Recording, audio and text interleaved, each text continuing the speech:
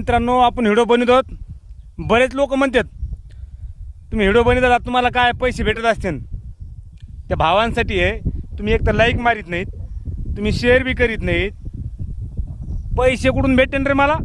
आणि मला जर पैसे भेटले असते तर वावरात एवढं गवत राहिलं असतं का?